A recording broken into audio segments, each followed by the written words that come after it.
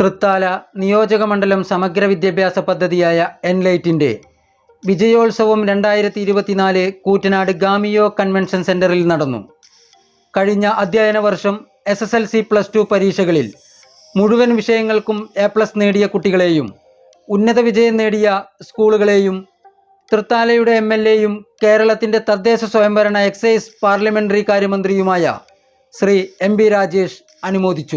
തൃത്താല മണ്ഡലത്തിൽ +2 പരീക്ഷയിൽ 186 full A+ഉം SSLC പരീക്ഷയിൽ 382 A+ഉം കൂടി ആകെ 588 കുട്ടികൾക്കാണ് എൻലൈറ്റ് സമ്മാനങ്ങൾ വിതരണം ചെയ്തത്. എൻലൈറ്റ് ഒരു സമഗ്ര വിദ്യാഭ്യാസ പരിപാടിയാണെന്നും അതുമായി ബന്ധപ്പെട്ട് കുട്ടികൾക്ക് നീന്തൽ പരിശീലന കേന്ദ്രങ്ങൾ, സൈക്കിൾ ക്ലബ്ബുകൾ, കരിയർ ഗൈഡൻസ്, ഉപരിപഠന വിദ്യാഭ്യാസ ഓറിയൻറ്റേഷൻ ക്ലാസുകൾ, മാതാപിതാക്കൾക്കുള്ള പരിശീലനം എന്നിങ്ങനെ നിരവധി പ്രോഗ്രാമുകൾ ചേർന്നതാണ് എൻലൈറ്റ് സമഗ്ര വിദ്യാഭ്യാസ പദ്ധതിയെന്ന് അദ്ദേഹം പറഞ്ഞു. ചടങ്ങിൽ retired IPS Krishiraj Singh, doctor ശ്രുതി നാരായണൻ, അസോസിയേറ്റ് പ്രൊഫസർ USA തുടങ്ങിയവർ മുഖ്യ അതിഥികളായി പങ്കെടുത്ത് കുട്ടികൾക്ക് വേണ്ട നിർദ്ദേശങ്ങൾ നൽകി.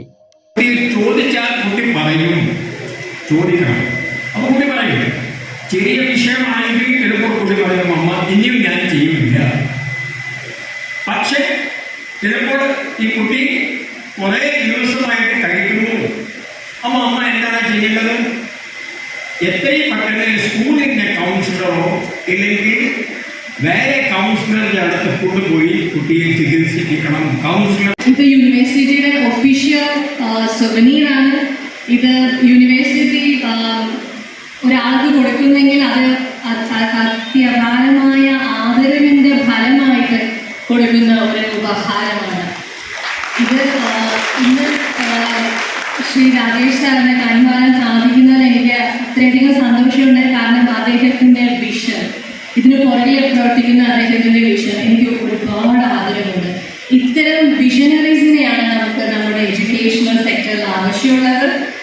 ഇനിയും ഇത്തരം ഒരുപാട് പരിപാടികൾ ആസൂത്രണം ചെയ്യാൻ സാറിന് കഴിയട്ടെ ഞാൻ ആശംസിക്കുന്നു.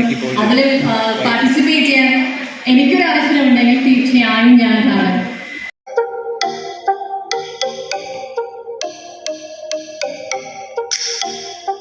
നാഗലശ്ശേരി ഗ്രാമപഞ്ചായത്ത് പ്രസിഡന്റ് ശ്രീ VV ബാലചന്ദ്രൻ സ്വാഗതം പറഞ്ഞ ചടങ്ങിൽ Thrithala block panchayat president Shri VP Rajeena അധ്യക്ഷയായി.